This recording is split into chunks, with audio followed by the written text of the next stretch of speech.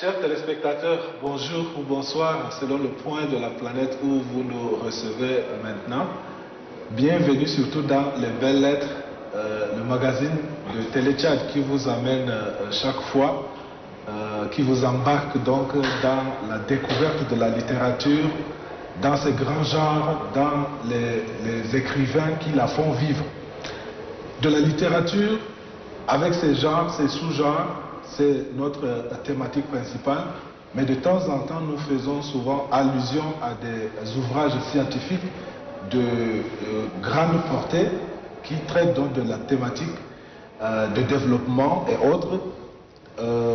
Voilà pourquoi nous recevons aujourd'hui comme invité sur ce plateau M. Boucar Michel, avec son ouvrage intitulé Agriculture et énergie renouvelable post-Covid-19, solutions pratiques et perspectives pour la sécurité alimentaire, adaptation au changement climatique, ouvrage qui vient donc de paraître aux éditions universitaires européennes en 2020.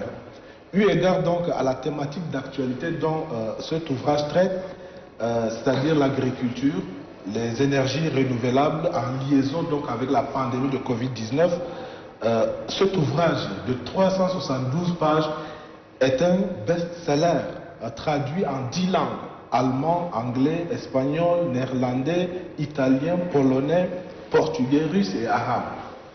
Bonjour Monsieur Boucar Michel. Bonjour monsieur. Merci de nous faire l'honneur donc de venir sur notre plateau pour parler de ce grand ouvrage. Merci. Qui est donc l'auteur de ce merveilleux ouvrage? Nous le découvrons dans un tout petit moment. Boucar Michel est le coordonnateur des projets ACID, Association pour la coopération internationale au développement, consultant international, ambassadeur de la Déclaration universelle des droits de l'humanité au Tchad, ancien ministre du pétrole et de l'énergie. Il est né le 9 décembre 1970 à N'Djamena. Il est doctorant en économie d'énergie à l'université de Douala. Il a un master en génie énergétique à l'école inter-État d'ingénieurs de l'équipement rural du Burkina Faso, un master en management financier à l'université de Maroua, ingénieur en électromécanique, licence en mathématiques, un master en cours en droit à la faculté des sciences juridiques et politiques de l'université de Maroua. Il a d'innombrables certificats en divers domaines, dont 6 diplômes et 10 certificats obtenus à l'Académie canadienne de management et de technologie, 9 certificats obtenus à l'Unité internationale de Genève, 11 certificats obtenus en Grande-Bretagne à l'Udemy formation à distance, 2 certificats obtenus à l'Institut français de pétrole, un certificat en agriculture à l'ère du changement climatique obtenu en Israël à la Galilee International Management Institute, 4 certificats à l'Institut onusien de formation aux opérations de la paix. Sur le plan donc des productions écrites, le présent ouvrage est le deuxième après le premier intitulé La production du biocarburant à partir du balanites. Une fois de plus, bienvenue. Merci. Nous ne sommes pas les seuls à apprécier cet ouvrage important dont nous allons parler tout à l'heure. Voici ce qu'en dit l'une des grandes figures de la littérature tchadienne, Nimrod Benadjanran. Je lis donc la correspondance qu'il vous a adressée. Mon cher Michel, tous mes bons voeux de Noël pour toi et ta famille. Soyez comblés de bonheur. J'ai enfin pu parcourir, il n'y a pas d'autres mots, agriculture et énergie renouvelable post-Covid-19, c'est une Bible, mon cher, dans l'état en caractère 10. Il ferait bien 1000 pages d'un livre normal. C'est énorme. Je te félicite pour l'effort de clarté de sa rédaction. Tu étais bien entouré, ça se voit. Je t'y reconnais avec l'usage des calculs, des graphiques, les tableaux. Tu as écrit un livre de référence. Sois-en félicité. Pour moi, tout comme pour toute personne désireuse d'informations fiables, ton livre fera donc date. Merci encore, je t'embrasse fort, Ben. Alors, monsieur le ministre, comment avez-vous reçu ces compliments de votre compatriote que nous le connaissons bien est un grand critique littéraire. Et lui aussi, il a reçu pas mal de distinctions au niveau international. Bon, mais merci beaucoup.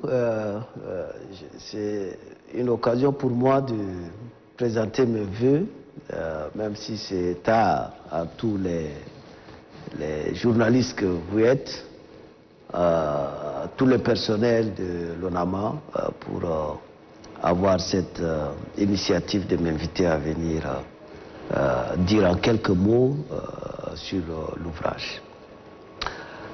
Ceci étant, je vous assure que quand j'ai reçu le message de Bernard Diangrang, ça m'a fait beaucoup du bien, ça m'a fait frémir, parce que le livre est paru en Allemagne, en édition, l'édition universitaire européenne. Et comme c'est un écrivain, il a cherché à parcourir le livre. D'abord, c'est pas simplement Bernard, il y a le ministre Ahmad Taboy qui m'a aussi félicité, qui m'a écrit des messages assez encourageants pour ce livre. Très honnêtement, quand Bernard Diangrang vous apprécie, ça vous laisse croire quand même que vous avez écrit quelque chose qui doit intéresser le monde. Et c'est pas le Tchad, hein, c'est le monde. Et quand on voit le livre, c'est un livre, c'est un Tchadien qui a écrit. On ne dit pas c'est Boukhar. Hein. Donc c'est ça une fierté pour moi. Alors, depuis quand donc vous est venue l'idée de prendre ce chef-d'œuvre que nous sommes en train de parler de cela? Écrire, c'est pas quelque chose de facile. Hein. Il faut avoir la passion. Le premier livre que vous venez de dire, c'est quand j'étais arrivé à Maroua pour soutenir mon master en management financier, que l'idée m'est arrivée à écrire, et j'ai écrit, le livre est sorti. Après, j'ai pris le goût, j'ai vu le thème qui était passionnant, je me suis mis également à écrire. Puisque nous parlons de notions un peu novateurs, les énergies renouvelables, est-ce qu'en termes un peu simples, vous pouvez l'expliquer aux téléspectateurs? Non, quand on parle des énergies renouvelables, hein, c'est une énergie qui ne s'épuise pas, en termes clairs. C'est-à-dire, contrairement par exemple aux énergies fossiles, le gasoil, les thermiques, ça ce sont des choses qui s'épuisent. Mais les énergies renouvelables, c'est tout ce qui est le vent. En français facile, c'est ça. C'est tout ce qui est soleil. Et c'est tout ce qui provient du soleil, c'est ça qu'on appelle l'énergie photovoltaïque. Et à partir de l'énergie photovoltaïque, vous avez la géothermie, la biomasse, donc l'hydroélectricité. Tout ça, puisque ce sont des choses qui ne s'épuisent pas, c'est ça qu'on appelle énergie renouvelable. La définition scientifique est différente, mais comme vous me dites, de donner la définition en français simple. Quel est le lien qu'on peut donc établir entre l'agriculture, les énergies donc renouvelables et la pandémie de Covid-19? Je me suis dit que pourquoi on a le soleil et quelquefois on est lié au phénomène du changement climatique. Et que les paysans n'arrivent pas à produire ce qu'il faut. Si on prend le Tchad est dans une zone où l'ensoleillement est formidable. La première même peut-être en Afrique. Et donc, pourquoi ne pas produire cette énergie, lier l'énergie avec l'agriculture et permettre aux paysans de produire en toute saison, 12 saisons. Donc c'est pourquoi je fais ces liens. Et quand j'ai commencé à rédiger, Covid est arrivé. Voilà. Et quand Covid est arrivé, je me suis lancé dans les recherches en prenant, rien que pour le port de Kribi, nous avons 68% de nos denrées alimentaires, de tout ce qui provient de l'extérieur, passe par le port de Kribi, 68%, $100. Alors c'est énorme. Et quand il était question maintenant de prendre la décision de fermer les frontières, on s'est dit, mais si Covid continue pendant 6 mois ou une année, qu'est-ce qu'on va manger? Qu'est-ce qu'on va manger? Donc c'est pourquoi, bon, j'ai dit post-Covid, mais Covid n'est pas encore terminé, hein, pour Covid arrive encore, donc c'est pour permettre à nos dirigeants de réfléchir sur une autre forme de pandémie. On ne le sait pas, mais ça peut venir. Si ça vient, qu'est-ce qu'on doit faire? Les paysans, est-ce qu'ils auront le temps d'aller labourer? Est-ce qu'ils vont nous alimenter? Et donc, les femmes qui nous donnent les produits maraîchers, parce que nous avons des textes, et même dans nos us et coutumes, les femmes n'ont pas droit à la terre. Et là, c'est extrêmement scandaleux. Il faut trouver maintenant un mécanisme pour voir comment les femmes doivent avoir l'accès à la terre, et même les jeunes. Parce que 70 à 80% de tout ce que nous mangeons dans les cultures vivrières, maraîchères, c'est les femmes qui nous le donnent. Mais elles n'ont pas droit à ça. Donc il faut commencer à réfléchir déjà, avec Covid, comment les canaliser, construire une centrale de 1 méga, de 500 mégas, les orienter et les former en groupement pour qu'elles puissent produire. C'est ça l'impact de ce livre pour appeler les autres à réfléchir comment il faut aider. Okay. Alors, lorsqu'on parle de changement climatique, le pauvre paysan ne comprend pas trop bien cette notion un peu technique.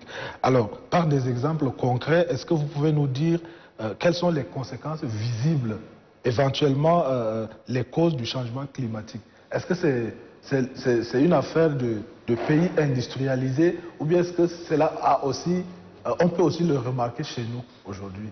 C'est quoi le changement climatique? C'est un réchauffement global dû aux activités liées à tout ce que l'homme fait, c'est-à-dire liées aux activités humaines, et qui est apparu à l'heure de l'ère industrielle, c'est-à-dire en 1850, où on a constaté que depuis 100 à 150 ans, il y a eu une augmentation de la température qui se situait de l'ordre de 1 à 1,5 degrés. Et c'est pourquoi il y avait eu un cri d'alarme sur la conférence en 2005 sur le climat. C'est pour vous dire que toutes ces activités industrielles ont fait en sorte que il y a assez de la production de gaz à effet de serre. Ces gaz à effet de serre font faire en sorte qu'il y a une augmentation au niveau de la mer de ce phénomène de changement. Donc on constate la sécheresse, on constate disons, le réchauffement de la terre, la disparition de nos écosystèmes, et surtout quand il pleut beaucoup, et quelquefois il ne pleut pas aussi, mais généralement il va beaucoup pleuvoir. Je lisais un article hier, ils ont dit dans la zone de Sahel, si on ne fait pas attention et que le niveau d'augmentation de température va se situer entre 1,5 et 2, il y aura un phénomène généralisé d'inondation et de catastrophes qui sont aussi bons pour nous, mais qui sont aussi mauvaises. Pourquoi? Parce que s'il y a l'inondation, notre lac là va se remplir. Parce qu'on va revenir vers les années 70, qui faisaient à peu près 22 000 km². Mais il y a aussi des conséquences, parce qu'il y aura des destructions de notre écosystème, il y aura des morts d'hommes. Donc c'est à nous de voir, est-ce que c'est bon ou bien c'est mauvais.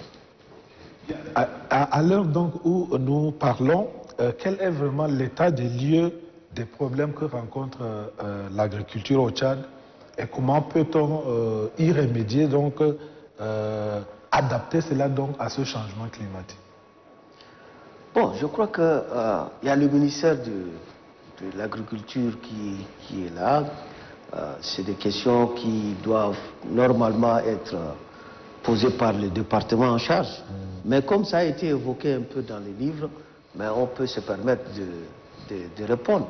La stratégie, il y a beaucoup de stratégies. Vous savez, l'État a beaucoup investi en 2014, 2013-2014, à travers le programme PNSA. Dans mes recherches, au niveau de l'OCDE, il y a un ami qui m'a envoyé les données. Je ne sais pas si vous avez ça dans la page 174. Vous allez constater que la part du PIB dans l'agriculture, en Afrique subsaharienne, le Tchad était premier. Donc ça faisait plus de 70% de ce que nous avons investi dans l'agriculture. Mais qu'est-ce qu'on constate aujourd'hui? On n'a pas atteint ce maximum. C'est-à-dire que tout ce qu'on avait investi là, si ça a été fait de cette manière où les gens pensaient, on allait exporter même nos produits. Donc, si je vous entends bien, c'est que le Tchad a beaucoup investi dans le domaine agricole, dans le monde rural. Beaucoup.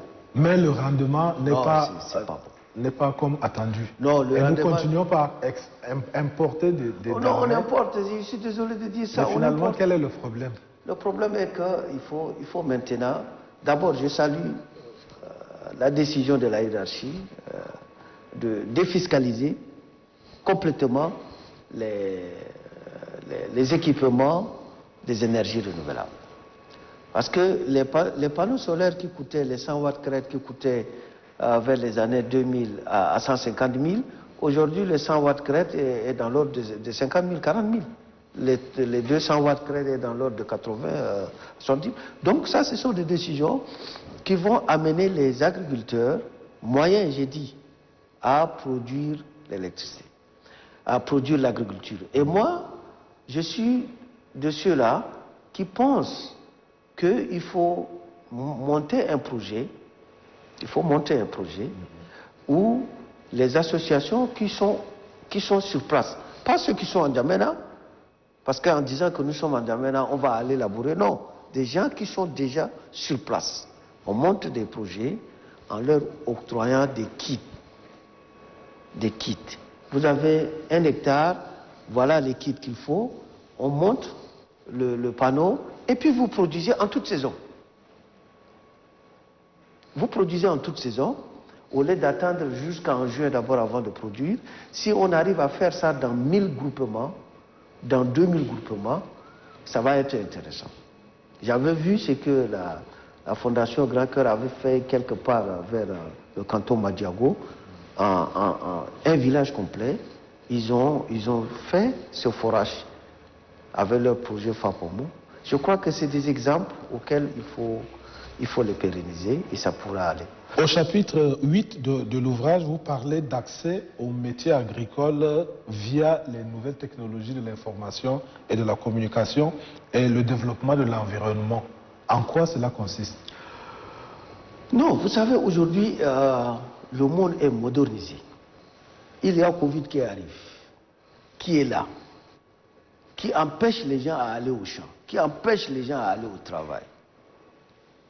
Et le peu de l'agriculture, de peu de culture que les gens ont semé, sont quelquefois attaqués par les insectes. Comment on doit les traiter?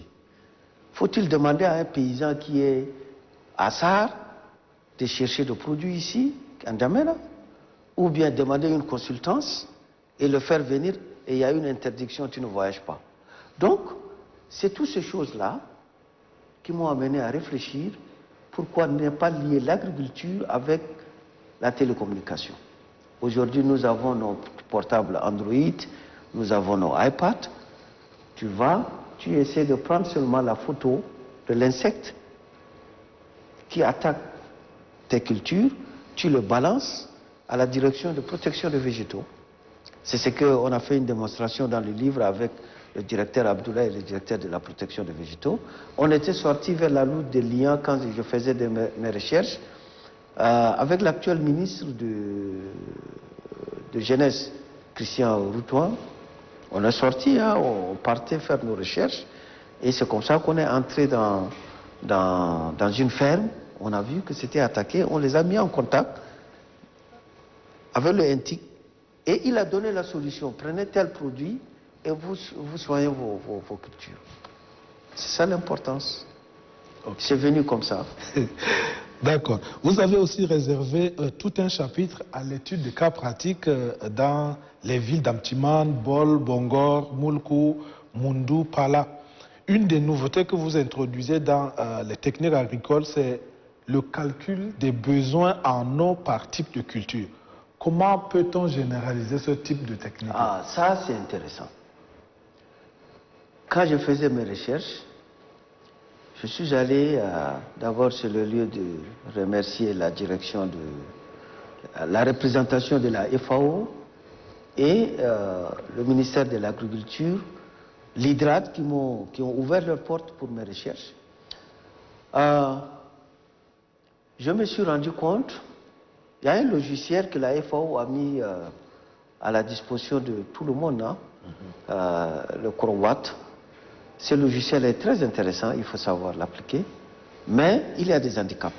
Les handicaps, si vous n'avez pas les besoins en eau de culture de chaque type, la tomate, les aubergines, le maïs, le mil, le pénissillaire, si vous n'avez pas les besoins en eau de chaque différente culture, ça risque de vous handicaper un peu. C'est pourquoi, dans toutes mes recherches, je me suis rendu compte que le Tchad n'avait pas réalisé les différents besoins en eau de culture. Il y avait quelques exemples qui ont été faits.